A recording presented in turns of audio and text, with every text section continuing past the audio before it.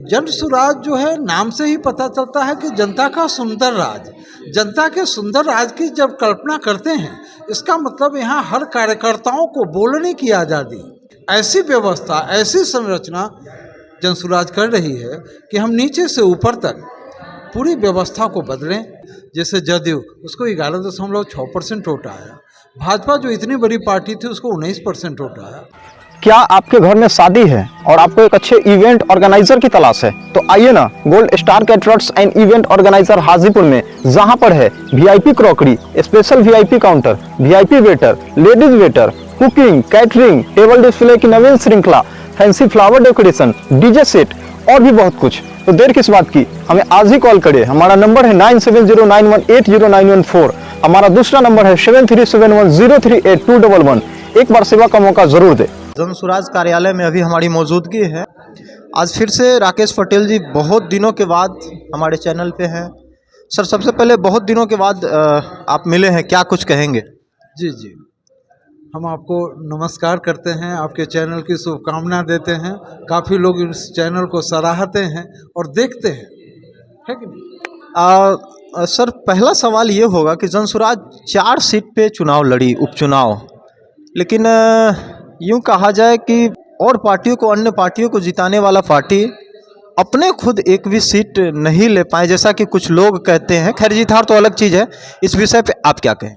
जी, अभी हम जो 4 चुनाव लड़े, न वहाँ हमारी पदयात्रा हुई थी, न हमारा कोई संगठन था।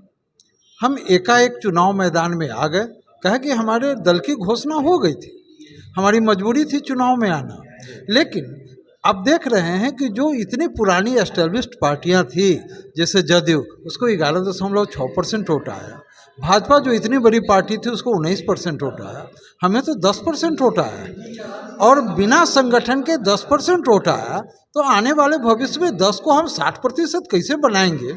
ये हमारी कला है, हमारी तो जीत हुई है। आप कैसे कहते हैं कि भैया हमारी हार होगी?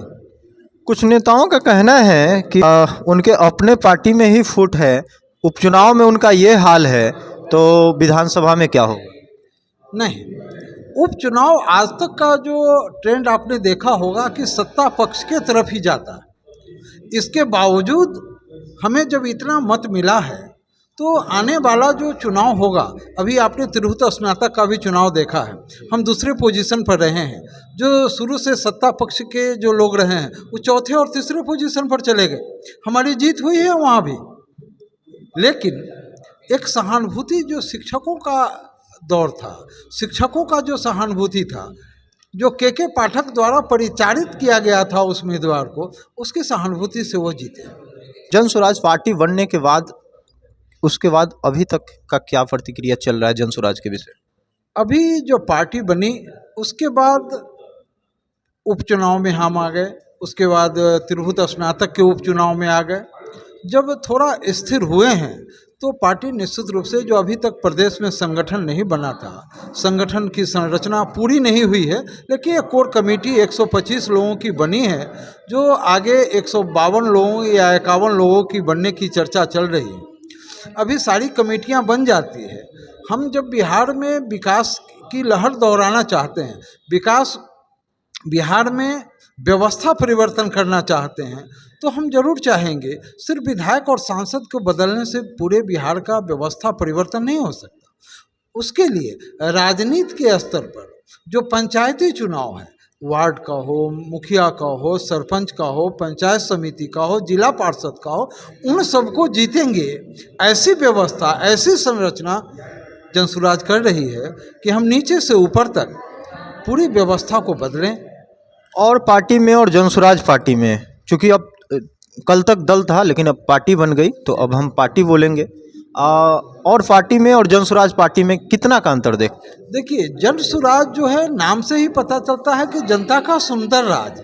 जनता के सुंदर राज की जब कल्पना करते हैं, इसका मतलब यहाँ हर कार्यकर्ताओं को बोलने की आज़ादी, अपने काम करने की आज़ादी, और पार्टी में इतने सुलझे हुए प्रशांत किशोर का नेतृत्व हमें लगता है कि और दल से हमें काफ़ी भिन्न बनाता है।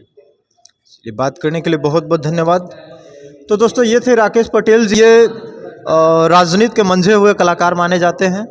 बाकी बात आप जनसुराज के विषय में क्या सोचते हैं कमेंट करके जरूर बताएंगे। यदि आप हमें पसंद करते हैं हमारे फेसबुक पेज को फॉलो करेंगे, यूट्यूब पे देख रहे सब्सक्राइब करेंगे। मैं हूं सरदार, खूब खूब धन्यवाद।